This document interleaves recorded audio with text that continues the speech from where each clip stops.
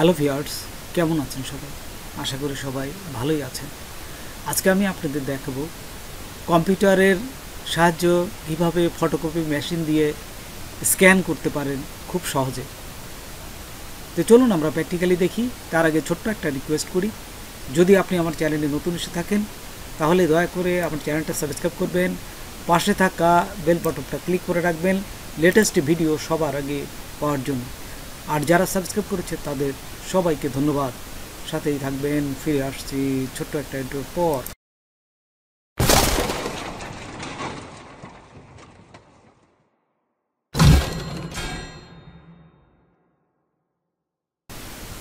প্রথমেই আমরা কম্পিউটার এবং এই ফটোকপি মেশিনের একটা কেবল দিয়ে সংযোগ করব। তো কীভাবে সংযোগ করতে হয় সেটা আমি আপনাদের প্রথমে দেখাই। এই দেখুন আমার এই ফটোকপি মেশিন, এইখানে এই পিছন দিকে আপনারা এই একটা কেবল এই যে সংযোগ করবেন, জাস্ট প্রিন্টারের কানেকশনের মতনই। হ্যাঁ, তো দেখুন আমি আবার দেখাচ্ছি, প্রথম দিকে দেখাই যে এই যে প্রথম দিক হচ্ছে ফটোকপি মেশিনের প্রথম সাইড, এই যে এখান থেকে প্রিন্ট করা হয়, পিছন দিক যাবেন। এই যে পিছনে যাওয়ার পর এই যে দেখুন আমি আবার দেখাচ্ছি, এই যে ভালো করে, এই হচ্ছে ফ্রন্ট সাইড। এখন আমি ব্যাক সাইডে চলে যাব। এই যে পিছনে গেলাম, পিছনে যায় এইখানে এই যে পিছনে জাস্ট একটা ফাঁকা অপশন আছে, এইখানে এই কেবলটা জাস্ট লাগাই দেবেন। আচ্ছা, লাগানোর পরে এখন এই যে আমি এখানে লাগানোর পরে দেখুন এই কেবলটা বাকি অংশটা এই আমার কম্পিউটারে পিসিতে লাগাবো। এখন পিসিতে আসার পরে আপনার পিছন দিকের ইউএসবি পোর্ট আছে, সেখানেও লাগাতে পারেন। আমি এই পিসির উপরের দিকে ইউএসবি পোর্টটা এখানে বেশি আছে, সেই জন্য আমি এইখানে দেখুন লাগালাম। এই যে ইউএসবি পোর্টটার ভিতরে জাস্ট লাগাই দিলাম। লাগাই দিলে পরে এখানে ও কানেকশন কিন্তু হয়ে গেল, এই কম্পিউটার এবং এই ফটোকপি মেশিনে কানেকশন হয়ে গেল। তো এখন আমি কম্পিউটারে দেখব যে আসলে আমার কম্পিউটারে কানেকশনটা তো ঠিক হয়ে গেল, কিন্তু ইনস্টল কিন্তু করি নেই আমি এখন। তো ইনস্টল না করলে এর আইকন কিন্তু আসে না। তাই আমি একটা প্রমাণ আপনাদের দেখাচ্ছি। প্রথমে এই যে সার্চ অপশনে যে কন্ট্রোল প্যানেল, এটি লেখার পরে এই যে এখানে কন্ট্রোল প্যানেল আসবে, এখানে ক্লিক করবেন। হ্যাঁ, কন্ট্রোল প্যানেলে ক্লিক করার সাথে সাথেই এখন দেখুন এখানে চলে আসবে এই যে সিস্টেম অ্যান্ড সিকিউরিটি, তারপর এখানে হার্ডওয়্যার অ্যান্ড সাউন্ড, হ্যাঁ, তারপর ডিভাইস অ্যান্ড স্ক্যান। এখানে করার পর দেখুন এইখানে বিভিন্ন আইকন আসছে কম্পিউটারের সাথে যা যা কানেকশন করা হয়েছে, কিন্তু ফটোকপি মেশিনটার কানেকশন কিন্তু করা হয়েছে কি ঠিকই, কিন্তু ইনস্টল করা হয়নি। ইনস্টল করা হয়নি বিধায় এখানে কিন্তু আইকনটা আসে নাই। আপনারা যখন ফটোকপি মেশিন কিনবেন অবশ্যই এই একটা ডিস্ক দেয়, ওই ডিস্কটাই হচ্ছে ফটোকপি মেশিনে ইনস্টল ডিস্ক দেয়। তো ওই ডিস্কের ভিতরেই ইনস্টল ডিস্কটা থাকবে, সেইটা আমি এখন ইনস্টল করব। তো দেখুন আমি আমার এই ডিস্কে চলে গেলাম। এখন এটা দেখুন, এখন আমি চলে আসলাম আমার এই ফটোকপি মেশিনের যে ডিস্কটা আছে, এই ডিস্কটে ওপেন করে এই যে ফটোকপি মেশিন 2523 ইনস্টল আমি এখানে ইনস্টল করলাম।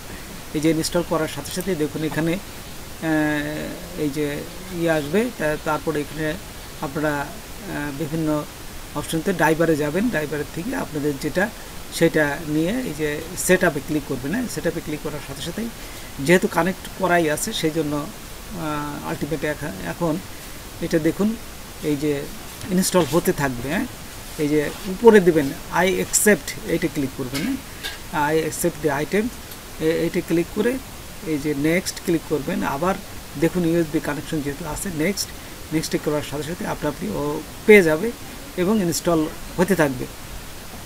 তো দেখুন আমি নেক্সট দিলাম।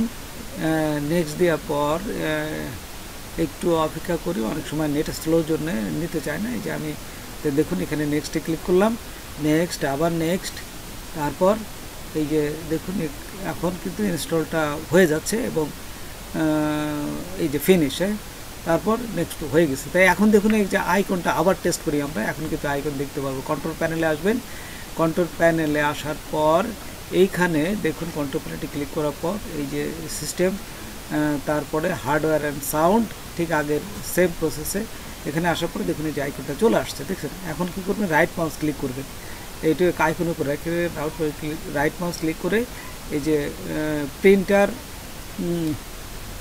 প্রপার্টিস, হ্যাঁ, প্রিন্টার প্রপার্টিস, এখানে এই যে এই অপশনটা ক্লিক করবেন। ক্লিক করার সাথে সাথেই এখানে দেখবেন যে এই যে কনফিগারেশন পুনরায় আসে, এটি ক্লিক করে অটোতে ক্লিক করুন, অটো ডুপ্লিকেট ইউনিট। আপনার এই অটো ডুপ্লিকেট ইউনিটটাই এখানে ক্লিক করার সাথে সাথে আপনার এটি কিন্তু অটো ডুপ্লিকেট ইউনিটটা সেট হয়ে গেল, প্লাস আপনার আইকনটাও এখান থেকে এই সমস্ত কিছু পেয়ে গেল আর কি। এই কম্পিউটার এবং ফটোকপি মেশিন এই লিঙ্কটা সে পেয়ে গেল। আচ্ছা, এবং দেখলাম যে এখানে আইকনটা ঠিক আছে। তারপর এই অ্যাডোব ফটোশপ 7.0 আপনারা ইনস্টল করবেন, কারণ এই আগের থেকেই কম্পিউটার এবং ফটোকপি মেশিনের এই সফটওয়্যারটা দিয়েই তারা এই স্ক্যান করেছে, এবং আপডেট যতই নতুন নতুন আপডেট আসছে ফটোকপি মেশিনের ক্ষেত্রে, সেই ক্ষেত্রে কিন্তু এই অ্যাডোব ফটোশপ যত আপডেটই সফটওয়্যার আসছে এইগুলোতে কিন্তু সরাসরি এই স্ক্যান করা এখনও যায় না।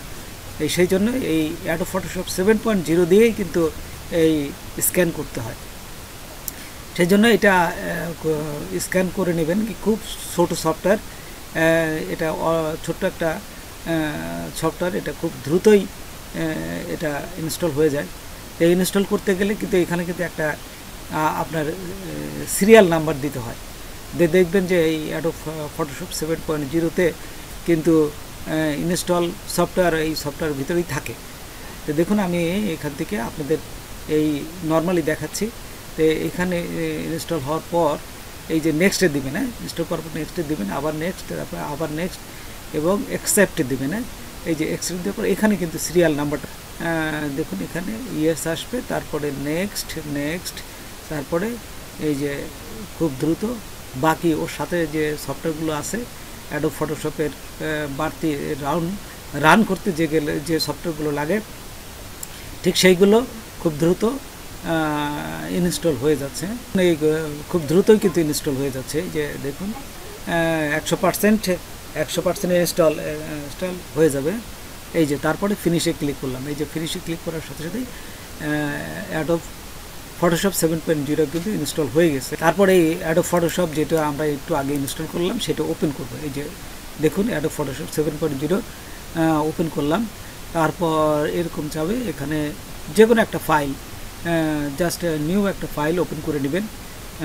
জাস্ট ওপেন করে আমি এখান থেকে ফাইল, তারপরে চলে আসবো ইম্পোর্ট, হ্যাঁ, তারপরে স্টুডিও স্ক্যান ড্রাইভ। এই যে ডান পাশে যদি আমি আসি, এখান থেকে দেখুন বিভিন্ন অপশন আছে। জাস্ট এইখান থেকে স্টুডিও 2523 সিরিজ স্ক্যান ড্রাইভার, হ্যাঁ, জাস্ট এখানে ক্লিক করবেন। ক্লিক করার পর আপনার এরকম আসবে।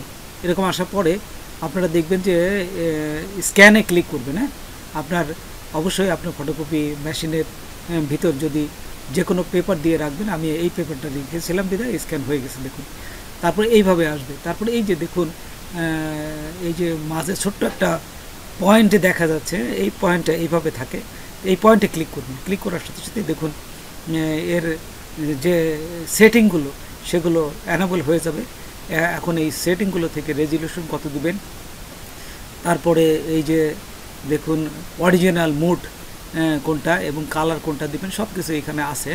তো দেখুন এই কালার অনেকের কিন্তু সাদা কালো আসে, অনেকে স্ক্যান করার সময় প্রথমে সাদা কালো আসে, কারণ এখানে এই যে কালার আছে এই কালারটা তার দেয়া থাকে না, গ্রে দেয়া থাকে, সেই জন্য এই সাদা কালো আসে। আপনারা অবশ্যই কালার দিবেন, কালার দেওয়ার সাথে সাথে কিন্তু এটা কালার হয়ে যাবে। তারপর আরও যে অপশনগুলো আছে এখানে সবগুলো আপনারা চেক করে দেখতে পারবেন। আমি জানি এগুলো তেমন কঠিন কিছু না, আপনারা সব কিছু দেখতে পারবেন। আর স্ক্যান করলে আপনারা অন্য কোনো পেজ যদি আবার স্ক্যান করতে চান তাহলে স্ক্যান করতে পারেন। হ্যাঁ, তো এইভাবেই মূলত স্ক্যান করা যায়। আমি ফুল প্রসেসটাই দেখালাম। তো বন্ধুরা আজকের পর্যন্তই, নতুন কোনো ভিডিও নিয়ে আবার আপনাদের সাথে হাজির হব। যদি আমার ভিডিওটা আপনাদের ভালো লাগে বা কোনো উপকার আসতে অবশ্যই সাবস্ক্রাইব করবেন, আর একজন বন্ধু হলে শেয়ার করবেন। ধন্যবাদ সবাইকে, আল্লাহ হাফেজ।